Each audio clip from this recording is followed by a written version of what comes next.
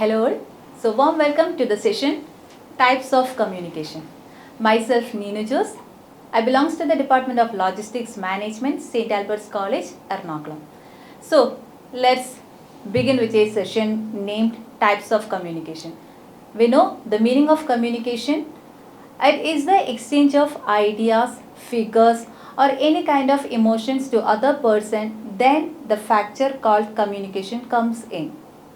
And there are different types of communications are happening. Let's go to that. The different types of communication, they are one-way versus a two-way communication, verbal versus a non-verbal communication, formal and the informal communication, intrapersonal and interpersonal communication, and the last part is group, public and mass communication.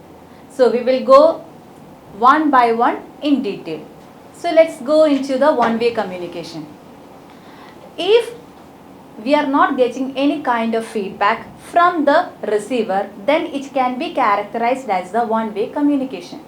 So in one-way communication, the learner listens to or reads the target language but doesn't respond. Here no way of any feedback we are receiving from the listener's point of view. So such kind of communication is called as the one-way communication. Particularly we can quote the examples of a person reading in news, the news reader reading the news while he from a TV station or from a radio station, or a person who is reading the report which is pre-planned or pre-prepared. All those are examples for the one-way communication. So the basic disadvantage in one-way communication is that if the listener is not in a capacity to listen it or to conceive it in the proper manner, if the surroundings are not adjustable to him, the one-way communication will not convey the intended message of the sender. So that's a greater drawback of the one-way communication. Now moving on to the two-way communication, just opposite of the one-way communication. Here both the receiver and the sender is equally important. So see, the sender is sending the message to the receiver and the receiver is sending back the feedback. Here both the parties are actively involved in this kind of communication, and this is called as a two-way communication. So a very active interpersonal communication as well as a mutual relationship is getting created here. The two-way communication always includes the feedback from the receiver to the sender and lets the sender know the message has been received accurately. He is sure that whether the person has received the message in the proper meaning itself. So this is called as a two-way communication. Now moving on to the next type. Before moving on to that, we can see the differences between one-way and the two-way communication. In one-way communication, it's very hard to understand. Why? Because is that there is no any chance of feedback. Whereas in two-way communication, it is easier to understand the message because the feedback is always accepted here. Second one, the sender is conveying the message to the receivers without expecting the receivers to ask questions about it. And here, the receivers can ask the questions at any point of time, as there is feedback mechanism. Now, let's move on to the next thing, that is the verbal communication and the non-verbal communication. So, whatever communication you are exchanging with the help of any oral words or in written words, it is called as the verbal communication. Yes, it's shown here on the slide. It means the communication through the spoken and the written words, and it is the ability to communicate by use of words. So the verbal communication is divided into two types. One is the oral communication and second one is the written communication. The oral communication is exchanging with the help of words, and at the same time coming on to the written communication, it is with the help of written matter. It can be reports, memos, circulars, all these comes in written communication. And the non-verbal communication. Here we are not seeking the help of any oral or written words. Instead we are using the body language to express the emotions, to express our thoughts, all those things. So our body language, our facial expressions, the posture where we stand, all these comprises of the non-verbal communication. So it speaks louder than words. Actually The non-verbal communication carries more than the verbal communication. When we say something, almost 93% of the meaning of the message is conveyed through the non-verbal communication mode. These are the differences between verbal communication and non-verbal communication. We can see that in verbal communication, it is purely exchange through words, whereas in non-verbal communication, it is without using the words or written any signs or whatever thing. Second one, the formality. In the case of verbal communication, the formality is much more important than the non-verbal communication. Here the degree of formality is more, whereas when it comes into the non-verbal communication, it is less formal. And in the case of evidence, the verbal communication is purely documented and always backed by some kind of evidence. There will be some kind of documents which will be supporting the verbal communication, which is purely absent in non-verbal communication. It has no documentary evidence because our body language is used here. The next one, it is the scope in business communication. The verbal communication has good scope in verbal communication, whereas when it comes into the non-verbal communication, it is having a very limited scope in the non-verbal communication. In the business communication. And media we use in verbal communications are the face-to-face conversation, the video conferencing, the telephone conferencing, even the voice, fax, all those counts into the verbal communication. But when it comes into the non-verbal communication, we use our body language, even our dressing, the paralanguage, the voice of quality, all these comprises of the non-verbal communication medias. And consistency. The verbal communication is always constant, there will not be any change. But when it comes into the non-verbal communication, we cannot maintain the consistency of the non-verbal cues every time. So there is lack of consistency in non-verbal communication. Now let's move on to the next part. The formal communication and the informal communication. You all know, when you start working in an organization, you can see a organizational hierarchy. There will be a chain of command. And if this communication happens with the help of chain of command or with the help of the organizational hierarchy, authority and accountability, it is called as the formal communication. So it generally associated with the flow of communication across the organization's chain of command, then it is called as a formal communication. Just like the communication happening in a interview, in a meeting, the video conferences or the team meetings, all these counts into the example of formal communication. It will be having a deliberative purpose and a pre-planned design in this communication. Coming into the informal communication, which is just the opposite of the formal channels. It is just again the set rules and regulations. Anyone can communicate to any channel in the organization. So it's a flow of information without regard for the formal organization structure, hierarchical or reporting relationship. There is no need to look on the relationships. If the communication is happening from a marketing manager to a clerk, it's called as the informal communication. So there is a good chance of rumors or gossips in this kind of communication, but at the same time it strengthens the social dimensions of the organization. It helps the employees to release their negative vibes by gathering and by meeting each other. So we can say that the informal communication helps the employees to a part. Going on to the differences between the formal and the informal communication.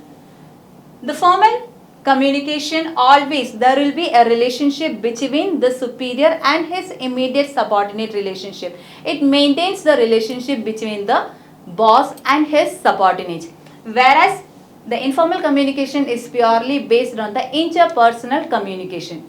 Second one on the nature, that is very systematic because we are always following on the chain of command, which is not followed in informal communication, which is unsystematic and erratic also. The speed of communication, the formal communication is always slow and it is very time consuming. In order to move the circulars or the orders or the policies from the top level to the lower channel, it will take a lot of time. But if we are taking the case of a informal communication, it is very fast and time consuming. They can bypass the hierarchical relationships in the informal channels. And coming into the authenticity here, the authenticity and the official well-planned messages are, the genuinity and the authenticity can be measured here, which is purely absent in the informal communication. The contents of the subject matter, it's purely related with the work-related matters. The orders, instructions are mostly passed in formal communication, whereas in informal communication, it's purely related with the personal matters, most probably. Coming on to the objectives, the formal communication is designed to achieve the organizational objectives, whereas in informal communication, in order to release, I told you earlier, it is the employees can release their negative vibes, so that the personal needs and interests are mostly achieved in the informal communication. Now, the next level of communication is intrapersonal communication and interpersonal communication. So, if the communication happens within our mind itself, within an individual's mind, it is called as the intrapersonal communication. The self-talk. So, the examples are silently we reviewing for a test. Thinking about how we responded to an argument. All these are called as the intrapersonal communication. So, if our mind is clear and out of confusions, we will be getting a very broad talk. At the same time, if our mind is so much confused, unclear and very much interrupted in any particular situation, we cannot convey the message properly to the other person also. So, the intrapersonal communication is very important when you convey something, because it is your mind which says your communication should be effective. The impact of the intrapersonal communication is much greater when you communicate something to the other party. Your mind should be clear. The next one, it is the interpersonal communication. In interpersonal communication, we communicate between two or more parties. If the communication is happening between two or more parties, it's called as the interpersonal communication. Basically, if it's small communication, if I'm communicating to another person or two or three parties, it's called as the interpersonal communication. And coming on to the differences between the interpersonal and the intrapersonal communication. The intrapersonal communication occurs when a person communicates within himself or within herself, whereas the interpersonal communication is the exchange of information between two or more than two parties. Nature, it happens in the form of sense, our thought of mind, all those.